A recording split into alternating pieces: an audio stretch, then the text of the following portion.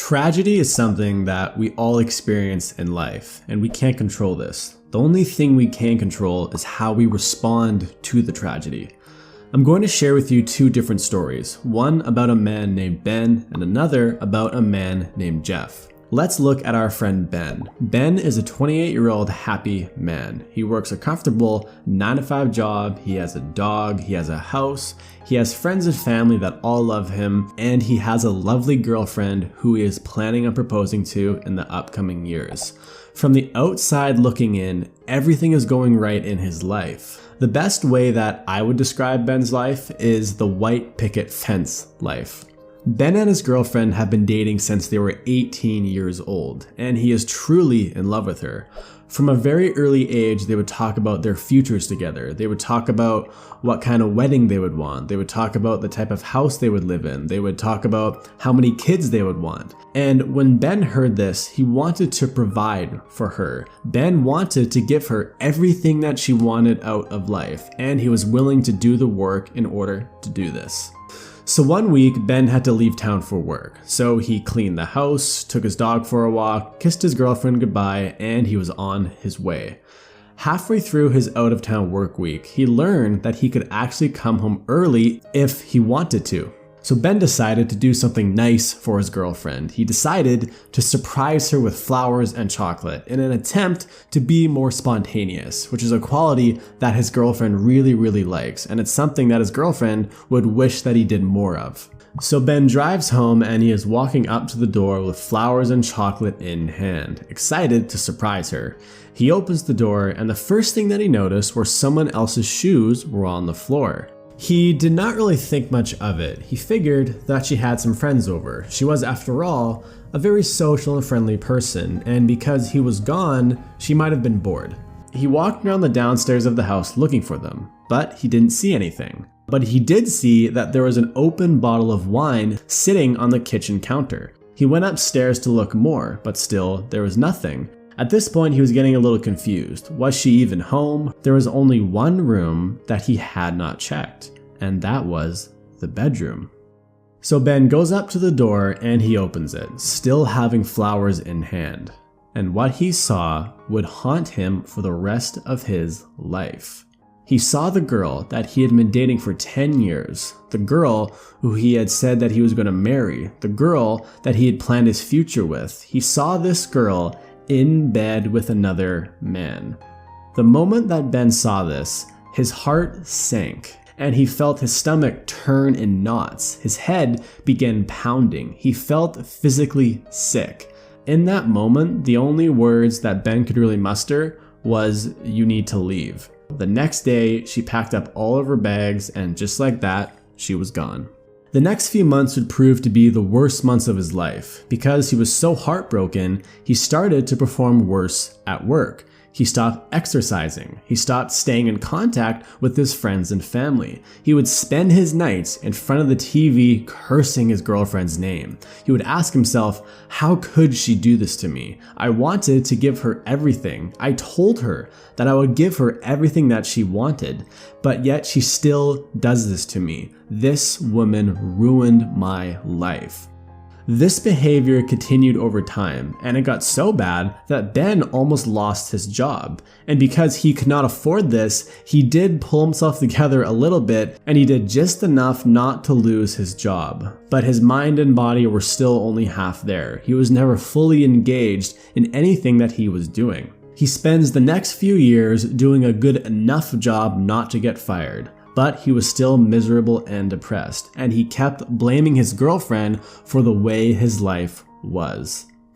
I think at this point in the story, a lot of you are probably thinking to yourself, yeah, that is terrible, but this does not happen that often, and it would not happen to me.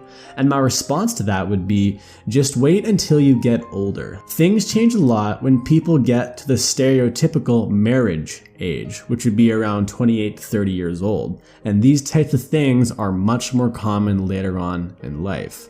Let's look at the second story. The second story is the same as the first story up until the point where Ben saw that she was cheating on him. And the character of this story is named Jeff. So when Jeff saw this, he told her to leave, and she left the next day.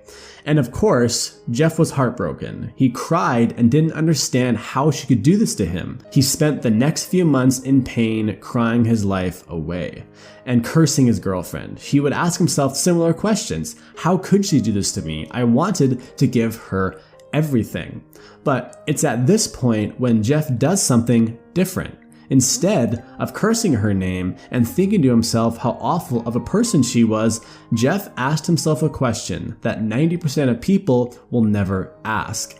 And he asked himself, did I do anything that caused her to cheat on me? So Jeff actually got his phone and he called his ex-girlfriend. She was a little stunned to hear his voice, and when Jeff asked her the question, she responded with, I don't know. I guess I just lost attraction to you. I'm sorry. So instead of continuing to be depressed, Jeff made a commitment to start working on himself. He started to try and make himself a more attractive man, a better man. Jeff started off very small. He simply started going to the gym again on a regular basis, and he did that for a few months. Then he started to clean up his diet a bit, and he did that for a few months. Jeff also started to regain focus on his job, and he started to perform better. When he felt okay about his job and his physical health, he even started to look up ways to start making more money on the side, because Jeff had always dreamed about starting his own business. When Jeff was with his girlfriend, they would cuddle up with each other and watch Netflix in the evenings, and that's just what they did every single night. But now that she was gone, Jeff had way more time to work on himself and his own business. As a result of this extra work though, he started to have some sleeping issues. So he started to look up ways to sleep better. He started to meditate before bed to calm his mind. He liked the way meditating made him feel, so he started to meditate in the mornings. And because of this, he became a less stressed person. Months went by of Jeff putting in a little bit of work every single day, and eventually he saw some results. But he still wasn't happy with how fast it was growing, and he wanted to find ways to grow even faster. On the weekends, he started to network and meet other successful people. He started to pick up new hobbies like golfing and boxing. Jeff even met an older man that he shared his story with, and this man could really relate to his story. So much so that this man became Jeff's mentor, and he helped him grow his small business to the point where he started to make more money from that than from his normal job. So as a result of this, Jeff actually quit his 9-to-5 job. And with his newfound freedom, Jeff did something that he had always dreamed of doing since he was a kid, which was moving to Italy to study Italian. Jeff had originally given up on his dream of doing this because he was in a committed relationship and he had a 9-to-5 job, he was very comfortable, and it just didn't make sense.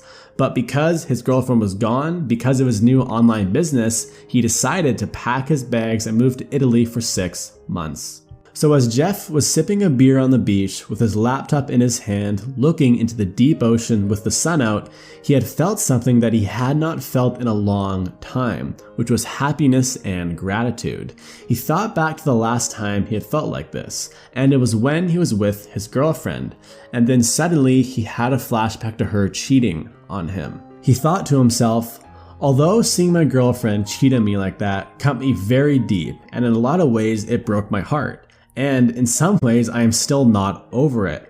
But in a way, it may have been the best thing that could have ever happened to me.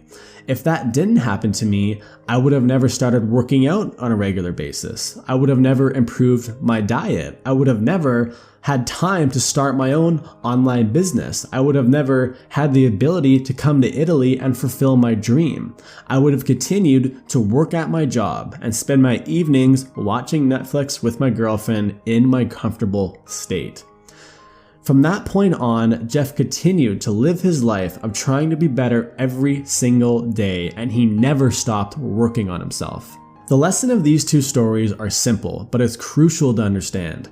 Not only will this concept change your life, but if you don't understand it, it has the potential to ruin your life. And the concept is actually very simple. When tragedy happens in your life, from relationships, loved ones passing, to getting fired, it's up to you how you want to respond. If you respond like Ben, it can be one of the worst things that could have ever happened to you. But if you respond like Jeff, it could be one of the best things that could ever happen to you. I'm not saying you shouldn't cry. I'm not saying it's bad to let yourself experience the emotions and to take time off, but it's important to understand that you can't spend the rest of your life in that state. You will eventually have to accept your reality and move on with your life. If you enjoyed this video, please be sure to leave the video a like and of course, subscribe to the channel. Thanks for watching and I'll see you in the next one.